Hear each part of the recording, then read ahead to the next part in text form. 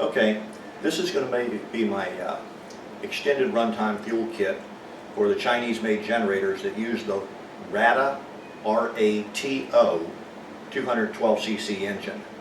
It's very similar to the ones that use the Predator 212cc engine, the Power Horse 3500, the Predator 3500, and the Echo Bearcat all use the Predator 212cc engine. And in fact, the generators are all the same, except for the color and a couple of little decals. On the generators that use the RATO, or RATO 212cc engine, again, they're all the same, with the exception of the color of the casing and so forth. For the purpose of this video, I will be shooting the video on a WEN 3800 generator. Don't let it get you upset if you have a generator that is a different brand for marketing purposes. Once you look at it and realize that the cases are the same shape and everything else, and the generator is the same shape, it's just a different color on the housing, and it's marketed to a different channel. At any rate, this is the WEN 3800 engine, or generator with the WEN 3800 engine. The first step is going to be to pull the cases off. This side cover comes off with 2 Phillips head screws.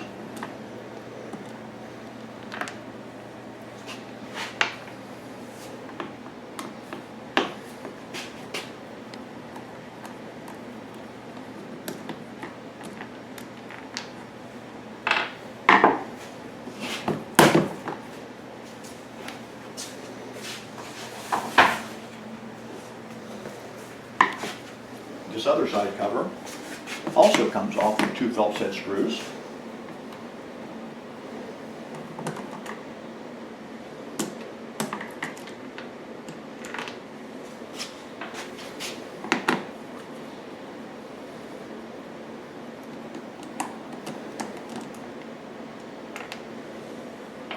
Now this side has the recoil start rope coming through it.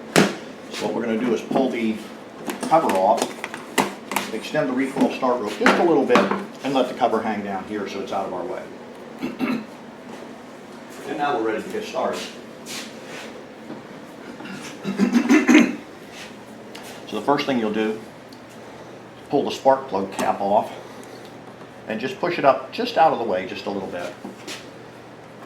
Then pull the breather hose off, set that off to the side.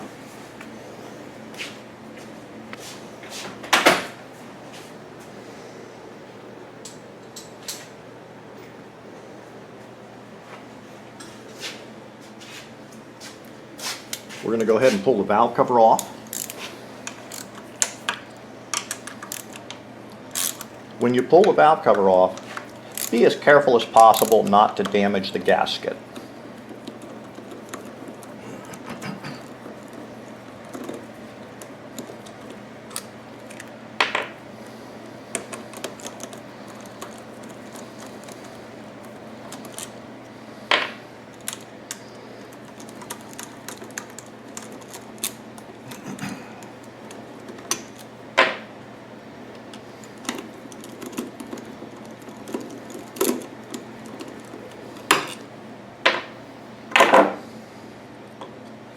Okay, this one came off nice and clean.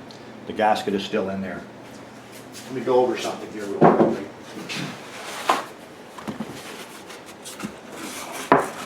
I called WEN at the 1-800 line for customer service to find out about getting replacement valve cover gaskets for these. They have one replacement valve cover gasket in the country. Pretty sad. Until I can locate a vendor to provide me with valve cover gaskets for these to include in the kit, the kits are going to come with a tube of Permatex RTV gasket sealant material.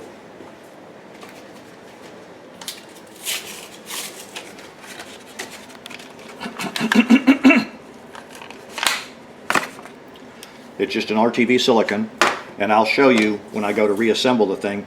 Most people make the mistake of using too much gasket sealer. You don't spread it on like a child's making a peanut butter and jelly sandwich and having it squeeze out all over the place. That actually causes more harm than good. You want just a fine, fine layer.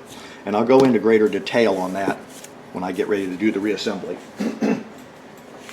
The next step is we're going to remove the PCV valve.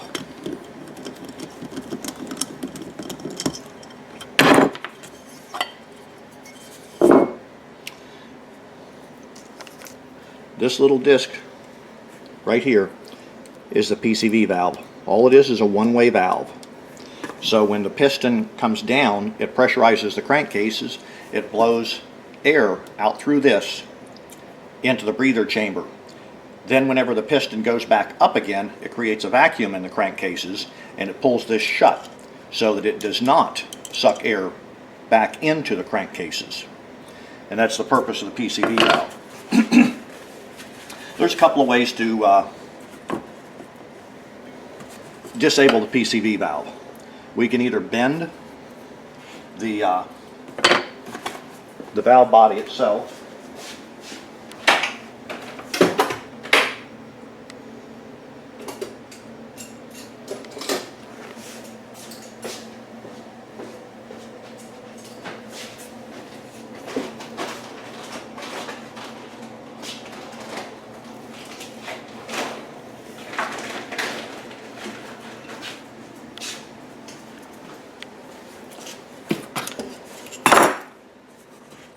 you could either take a pair of needle nose pliers and bend the valve body, or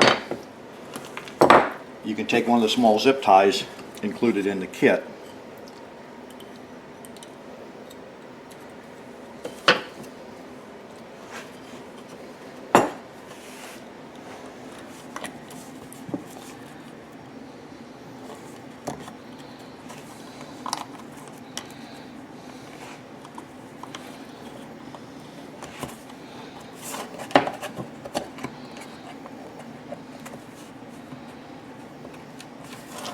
and we're going to zip tie it open.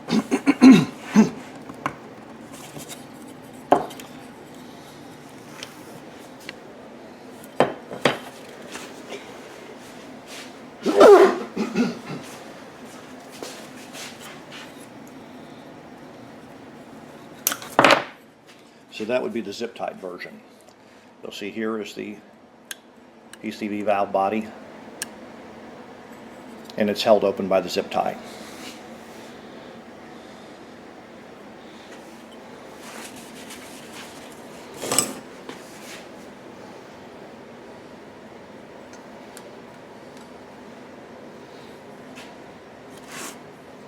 You'll put the PCV valve gasket back into place and bolt the whole thing back in where it used to be.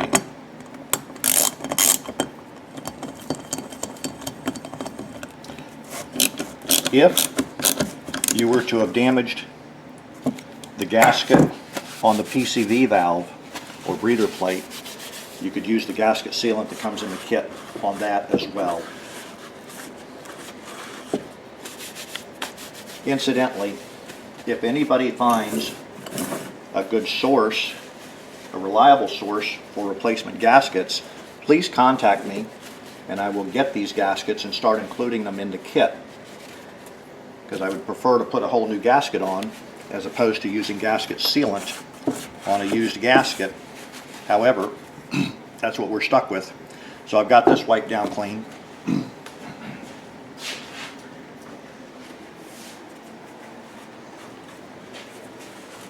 Okay. The gasket sealant,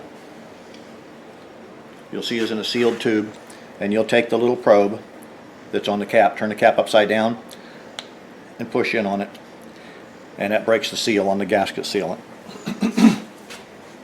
As I said earlier, a lot of people make the mistake of putting way too much gasket sealant on. The gasket sealant should not be super heavy. You just want a fine layer, enough to seal any imperfections.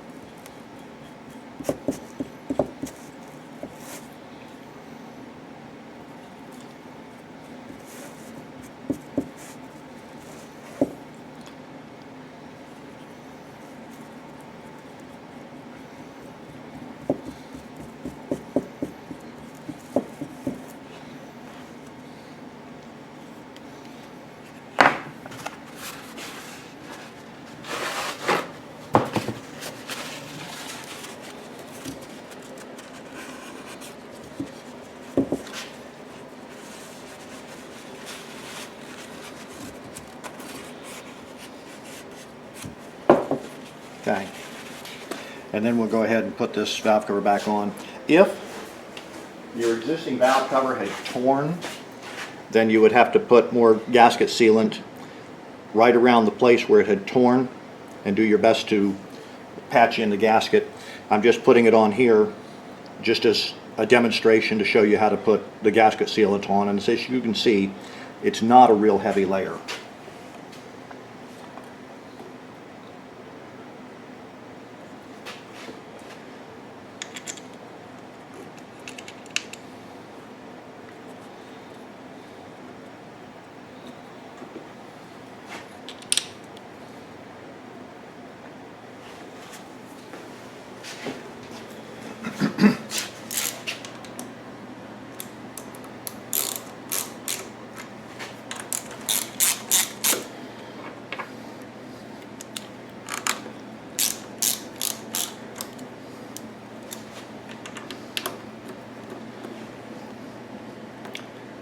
These two screws don't feel quite right.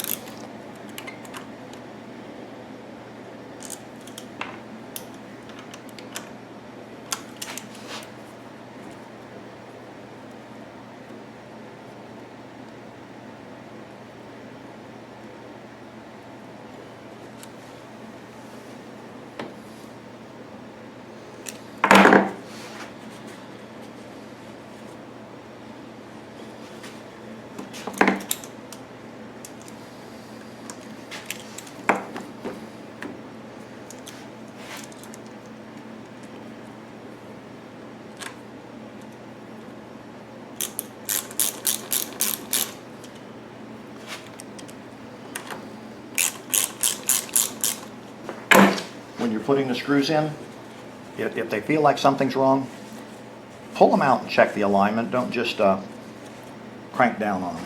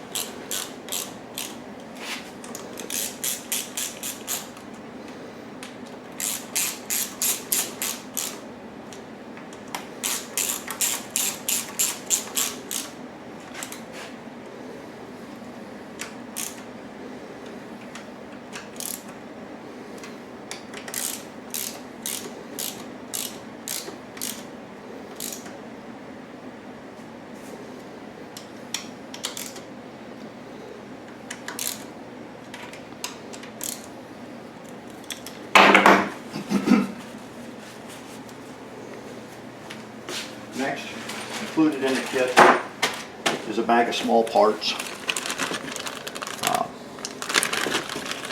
one of which happens to be the flash drive with the copy of this video that we're shooting right now on it. There are two different sizes of hose clamps in the bag. There's a small hose clamp for the 3/16 hoses and a larger hose clamp for the 1/4 inch hoses. The kit comes with a fully assembled PCV valve.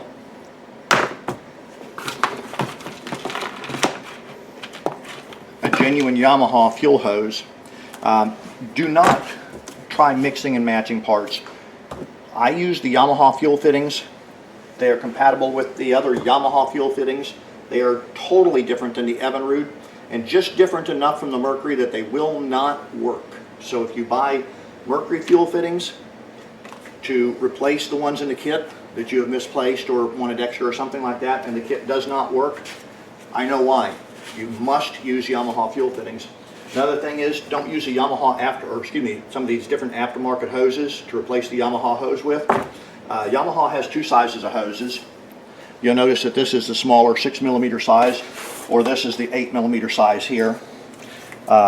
We use the 6mm size because it's smaller on the smaller engines, because you get better capillary action. If you start using a larger hose, like some of the aftermarket hoses are 3/8 of an inch diameter, they will not work. If you purchased an aftermarket hose or something like that and it's not working, don't call me. Get the correct hose. I sell them on my website, and it'll work good again. At any rate, don't go mixing and matching any of the components. Okay, you will also get a section of 1/4 inch hose, approximately 5 feet long. You're going to wind up throwing away a little bit of it because there's more than you need. This is the fuel pump, and it's going to be positioned right about here. So the next step that we're going to do, make sure that the fuel selector valve is in the off position. On these it'll say auto off, and the reason it does that is the auto off is shutting off just the fuel, and with these generators, if you run it in the auto off position until the generator stalls, they claim that it is getting all the fuel out of the float bowl. Actually, it's not. It's getting the fuel out of the float bowl down to the level of the bottom of the emulsifier tube. Still leaves a little bit of fuel in the float bowl. So using this little trick will not keep you from having fuel going oxidized, or as a lot of people refer to it as varnishing of the fuel. It's a nice step. It's more of a marketing breakthrough than an engineering breakthrough. The next thing we're going to do is, now that we've got the fuel selector valve in off position, there's a hose on the output side. I don't know if you can see that on video or not.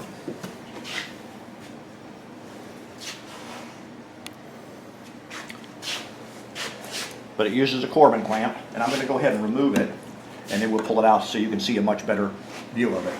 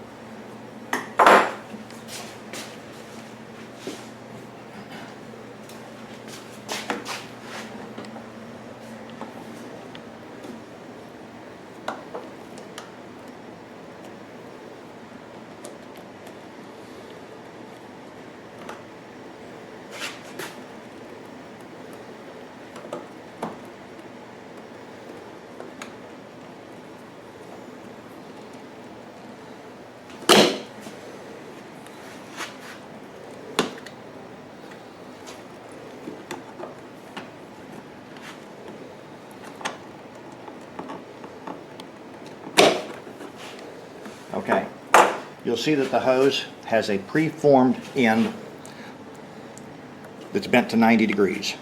This is a Corbin clamp right here. Oop. To remove the Corbin clamp, what you do is you take a pair of pliers and you squeeze on the two sides, which shoots it across the road. At any rate, if you squeeze on the two sides, it opens up the clamp, and then you just wiggle it back off the hose. Go ahead and remove the Corbin clamp. You won't be reusing this clamp. You notice that the fuel hose that went onto the side of the fuel selector valve has a bend in it. There's two fuel hoses that go to the fuel selector valve. One runs from the fuel tank to the selector valve. The other runs from the selector valve to the carburetor. And that's the one that you removed from the selector valve right here. The end that goes to the carburetor, you leave it there. you're not going to be taking it off the carburetor because you're going to reuse this hose. Now if you look at the fuel pump, this fitting right here has a small letter P on it, as in pulse line. This line here, that's parallel to the pulse line, has a small arrow pointing in, and that's fuel going into the fuel pump. And then this one has an arrow pointing out of the fuel pump, and of course that's fuel coming out of the fuel pump. That goes to the carburetor. So from the output side of the fuel pump,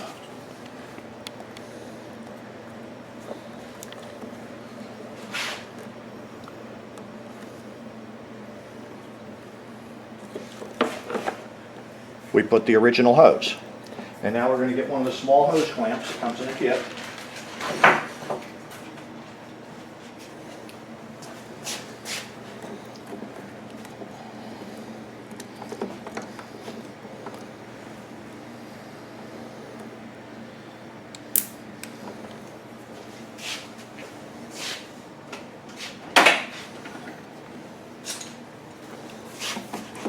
And you just squeeze it down on. So now that's nicely sealed. Then in the kit, you're going to get a section of 3/16 fuel hose, approximately 10 inches long.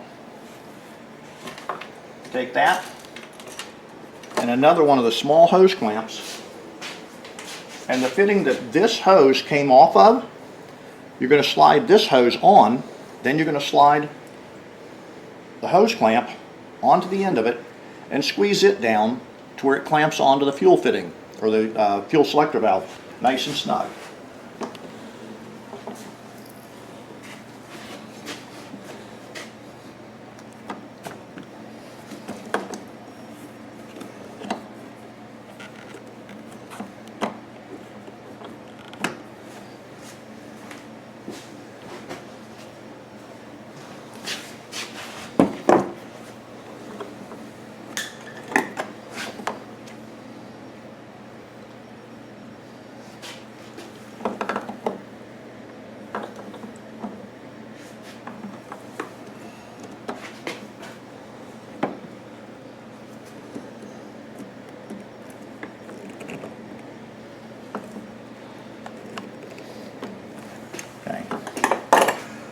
I don't know if you can see that clearly or not.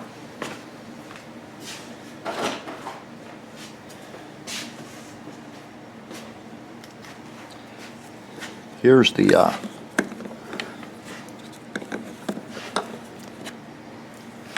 something I can point with. This is the hose that we just installed, and you notice it is slid on to the fitting here that points sideways. It's fairly easy for us to see here with our naked eye, but I'm sure it's difficult with the camera. So the fitting that points out toward you is the fitting that you slide this hose on. The one that points straight back is the one that runs from the fuel tank to the selector valve. Don't tamper with that. You'll never touch that hose during the installation of this kit. So now that we've got this hose slid onto the fitting that points towards us, we're going to take this clamp, we're going to go ahead and slide it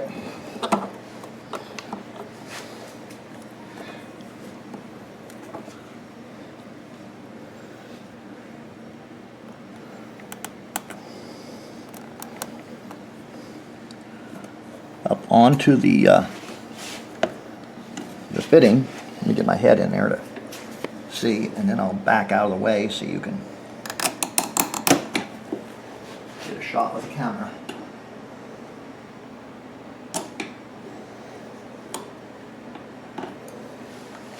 Okay. If you look now, you see this white hose clamp is clamped into place.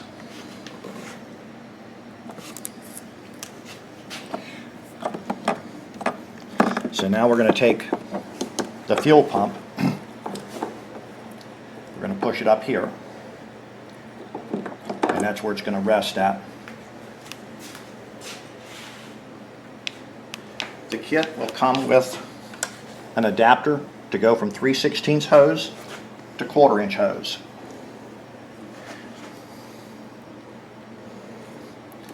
We're going to put the adapter into this 3/16. We're going to use another hose clamp. And here you can see how the hose clamps work real clearly.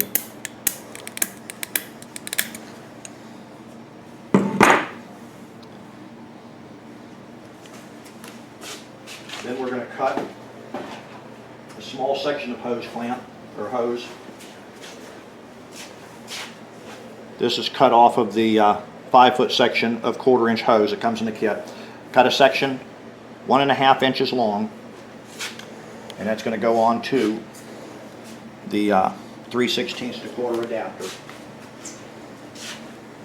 And then we'll take a 1/4-inch clamp, the larger of the two sizes.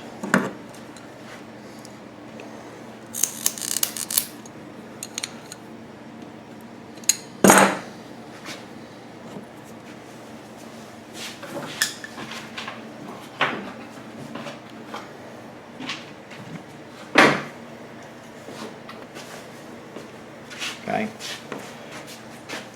Then we're going to take another section of the 1/4-inch hose, cut it 8.5 inches long.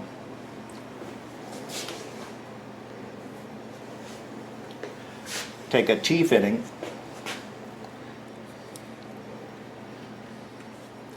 put the 8.5-inch section on the side of the T-fitting. This section of the T-fitting into the 1.5-inch section of hose.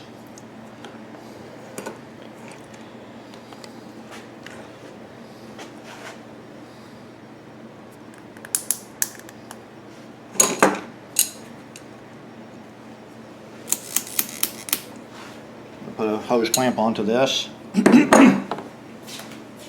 notice that I'm putting hose clamps on all the fuel carrying hoses. Obviously, because they're carrying gasoline, we don't want them to leak at all. Then put a clamp here on this one. Squeeze it down tight. This is going to be the fuel line that goes from your remote tank and from the stock tank into the fuel pump. So you're going to connect this to this port on the fuel pump, one with the arrow pointing inward.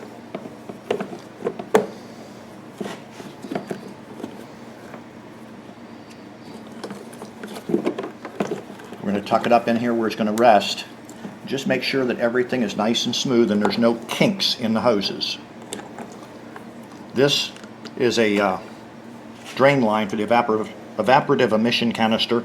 In case somebody overfills the stock tank, it will run out through the stock tank vent into the evaporative emissions canister. If it fills the evaporative emissions canister, it then drains out. And this is just an activated charcoal canister. Take another one of the clamps included in the kit.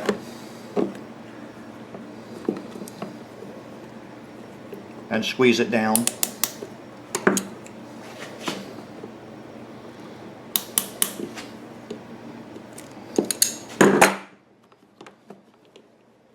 And make sure that the fuel pump still sits nicely in there.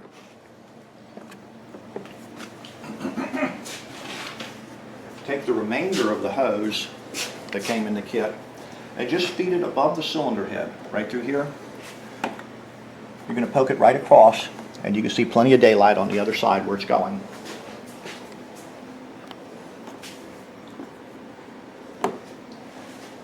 With this end here, you're going to hook it to this side of the T-fitting.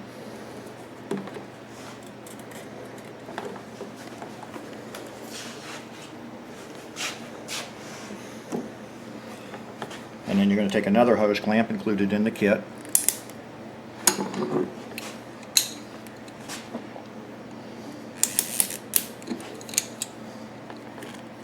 Okay.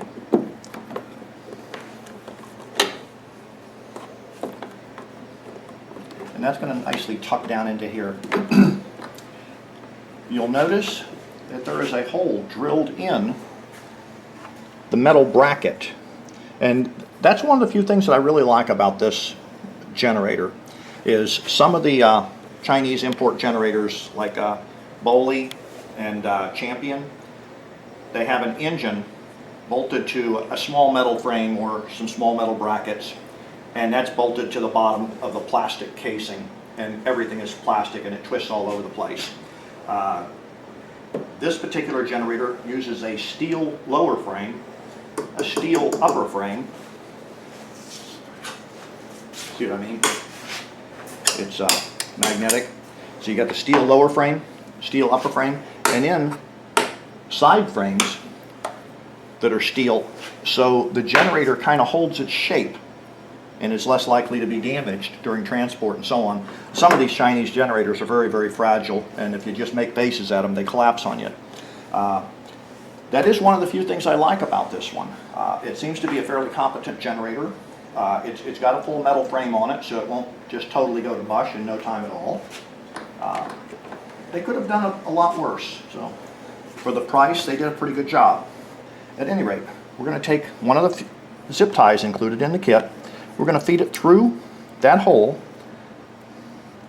bend it around, and just loosely put it in place for right now. We'll be tightening it down later on. And now, the kit comes with a fully assembled PCV valve. The PCV valve, the hoses just carry air. So if there is a leak at the hoses, it doesn't leak fuel. You're going to get enough clamps in the kit that you can put clamps on every last one of these fittings. If you clamp up all the fittings so that you have no air leaks whatsoever, you'll get a better dry lift value from the pump. Right now the kits are tuned so that you should get 16 inches of dry lift. In other words, the fuel tank should be sitting on the ground and the generator should be sitting on the ground. It is not a gravity feed system, that's why it has a pump in it. The generator can be no more than 16 inches above the bottom of the fuel tank. So if the tank is sitting at this level, the generator is sitting at this level, at no time should you have the generator more than 16 inches above the tank, because that's the dry lift value of the pump. If you're running into issues where you might just need a little bit more dry lift, you can put clamps on all these hoses here to eliminate the possibility of any air leaks, and that'll increase your lift value slightly. Okay, so you remember you took this hose off that went from the valve cover to the air box. You're going to take the clear section of hose and slide it onto the valve cover. Then we'll take white plastic hose clamp included in the kit. Now this hose clamp is extremely important because keep in mind this gets hot, and so this can soften up the rubber hoses a little bit, and under extreme circumstances it may push this hose off. So we're going to put a clamp on it.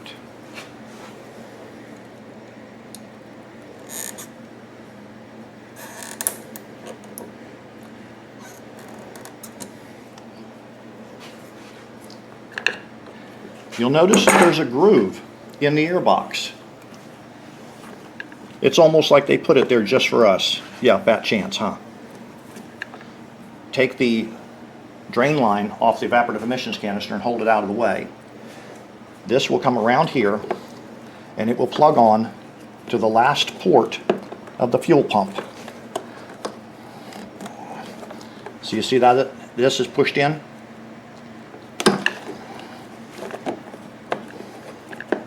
So now your fuel pump is slightly behind this cover panel. Your hose that runs from the fuel pump to the carburetor is not kinked or bent in any way. It does have a 90-degree formed hose, and that was originally in the generator. So now with this running through this little groove that they made just for us, you go ahead and put your drain line back in place, and there's a little hole in the bottom of the housing that you'll fit this drain line back through, and there you can see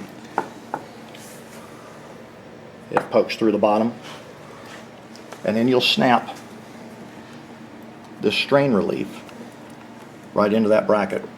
So now your pulse line with the PCV valve runs right through this little arc. The fuel pump is in place. With the fuel pump in place now, you can take this hose or this zip tie and just snug it down. That way nothing's going anywhere.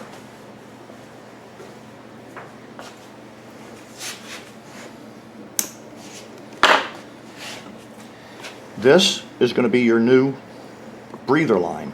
It's going to curve up and around and plug into the original breather line. They went straight from the valve cover to the air box. Now on this adapter, take and push the breather hose all the way over the hose barb area and the stops to where the two hoses almost, well, they do touch. And then slide this end back onto where it originally went on the airbox. So now it makes a nice loop. This is probably as good a time as any to go ahead and put that spark plug cap back on, because if you forget to put the spark plug back on, the engine is not going to run at all.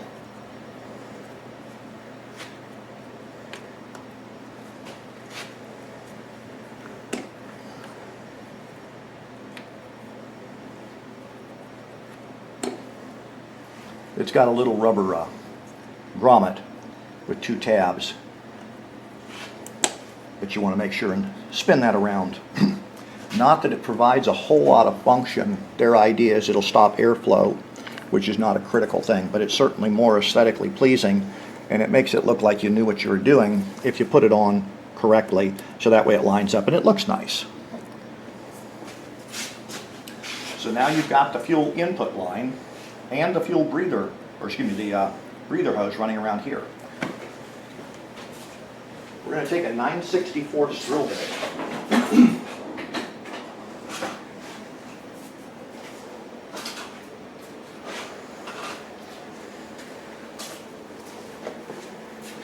Right over here. You've got a plastic flange here. We're going to drill a 9/64 drill hole right through here, and the only reason is so that then we can zip tie these two hoses in place so they don't flop around. That's not a critical portion, but it just looks cleaner if you don't have hoses going anywhere. And this is a plastic flange, and we're just going to drill about 6 millimeters over from the edge.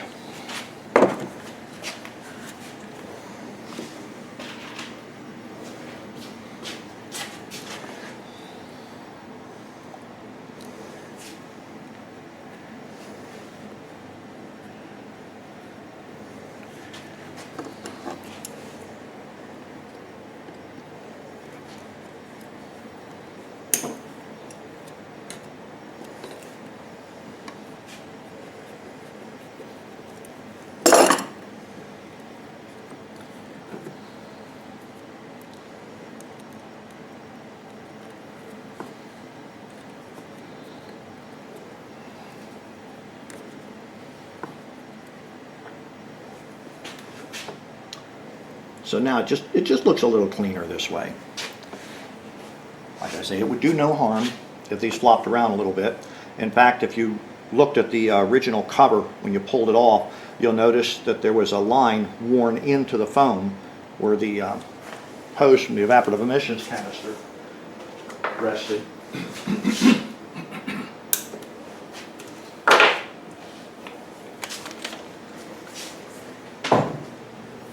Okay. You remember this hose that we passed over the top of the engine, and it comes out this side. What we're going to do is we're going to take this hose and we're going to run it around in a loop pointing up. We're going to put our fuel inlet fitting right here, and this is where the hose from the remote tank is going to snap into the generator.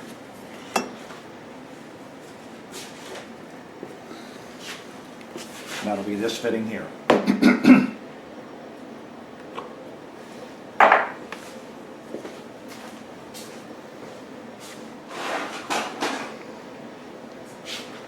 I'm going to use a unibit to drill the hole, and then I'll clean it up with a repairman's reamer when we get real close to the right size. You can use a regular drill bit or a repairman's reamer or a deburring knife. Or in a pinch, you can use a good quality pocket knife to go ahead and clean it up.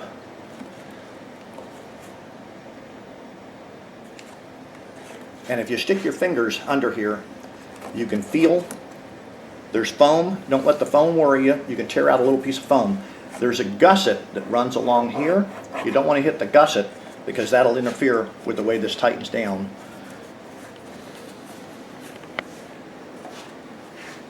So I'm going to center it between this rubber plug and this gusset, because then there's plenty of room.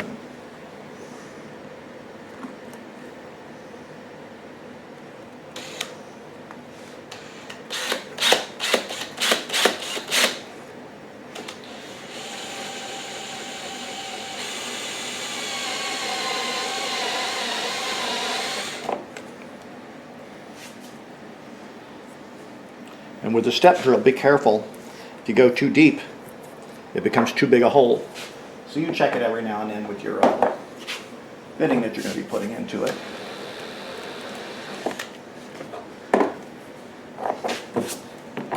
Okay, and now I can clean it up with the repairman's reamer.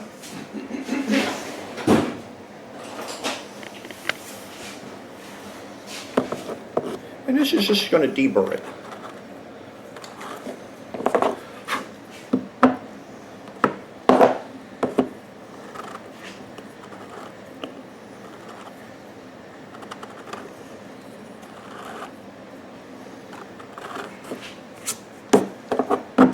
Okay.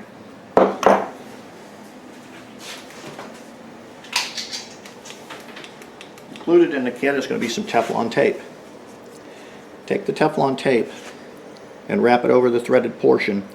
Do not over wrap the end. If you cut across like this, that piece is going to get tore up or torn loose, and now it's going to get caught in the fuel filter and clog up the fuel filter a little bit. So stay just back from the ends of the thread. And again, it just makes it a cleaner, more professional looking install.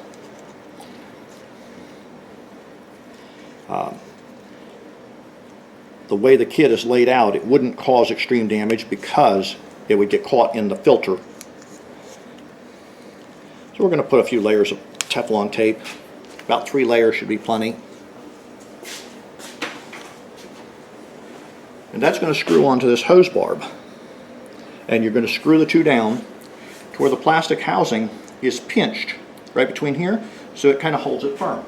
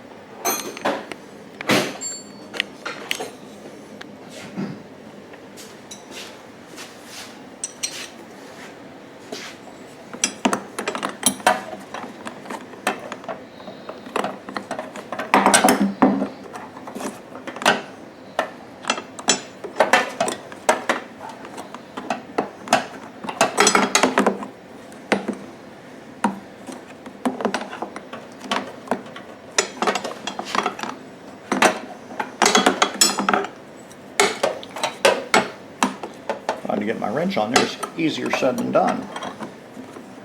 Let me grab a shorter wrench.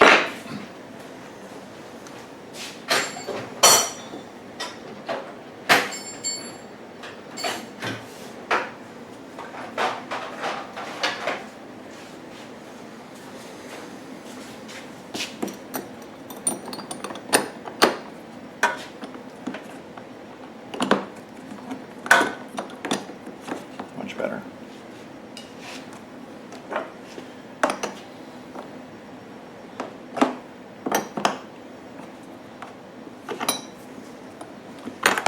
Okay, ultimately, I want the fitting to be pointing that direction. It doesn't have to be, but it's just a nice cleaner look, because then the fuel hose can lay on top of the generator and it's not going to put any side force where it goes into the valve. So we're going to go ahead and spin this and then finish tightening it up.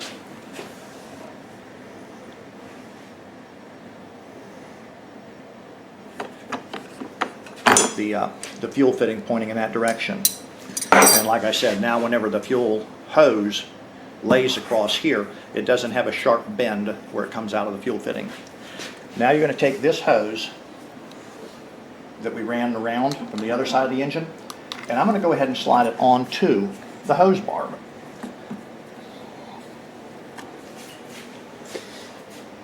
We're going to take another one of the large clamps. Oh, that was a small clamp. Large clamp. Slide it up and squeeze it into place.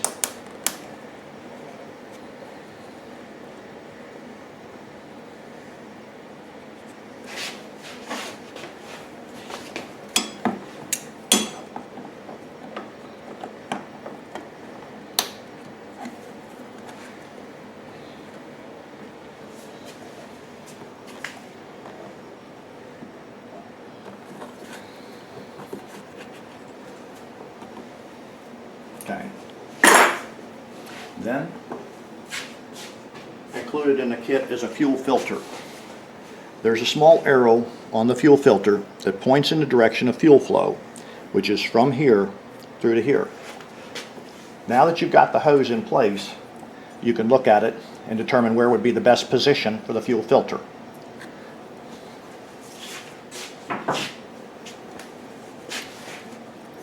I'm going to cut this end here, right here at this point.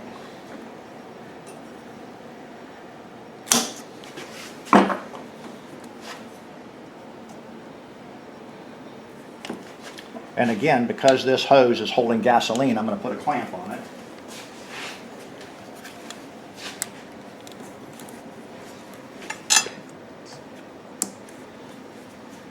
You'll notice that I put this fuel filter in backward. Okay. Make sure and do that as you're putting it together. The fuel runs from the tank to the generator, so make sure that that arrow is pointing in the right direction.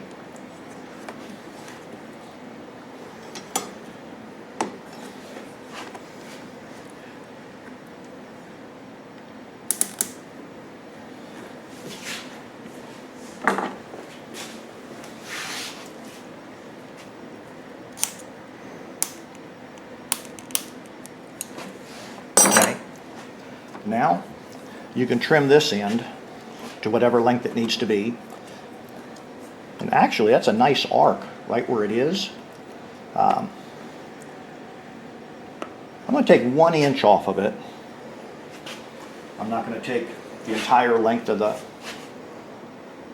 fuel filter, because this way, if you change the fuel filter and you damage the end of the hose or something like that years from now, you've still got enough hose left to make a repair. And let's face it, you do want these things to last for years and years and years.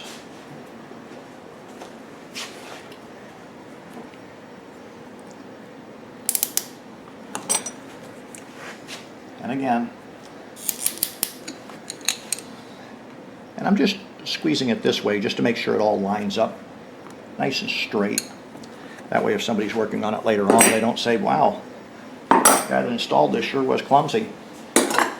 So then you're going to look at it and make sure that everything's in a nice, smooth arcs. There's no kinks in it or anything like that. Once you've looked it over, you can go ahead and put the side cover back on. The side cover's a lot easier to put on if you take the oil door off first. And you slide these little lock tabs down into place.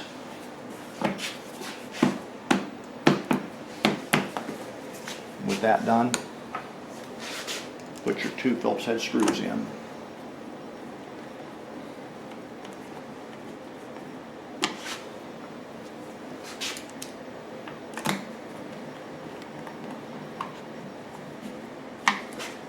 And you can put your oil door. Then you notice that there's a place in the foam rubbed through, and that was where the oil drain was tucked in. And that does no harm. Then on the other side,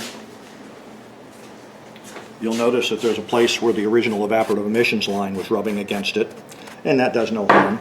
And what we're going to have now, when we put it back together, in a few months of running, this hose here will make a rub line through here.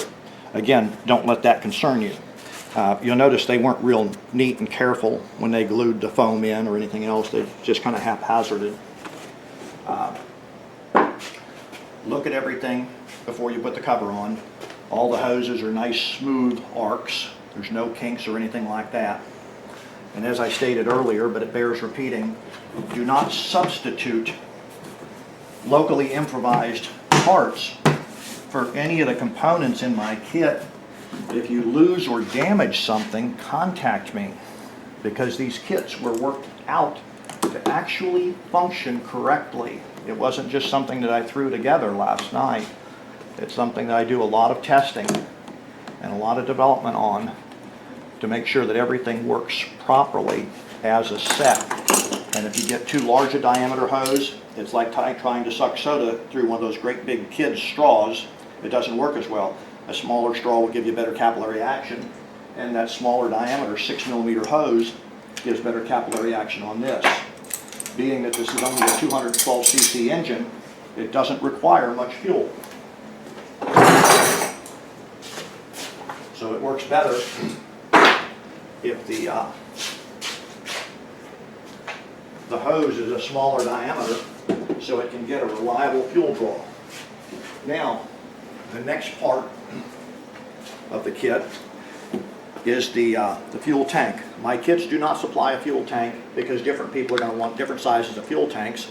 And also, if you happen to be living in Alaska or Oregon or California, you'd be paying to ship a giant box of air across the country.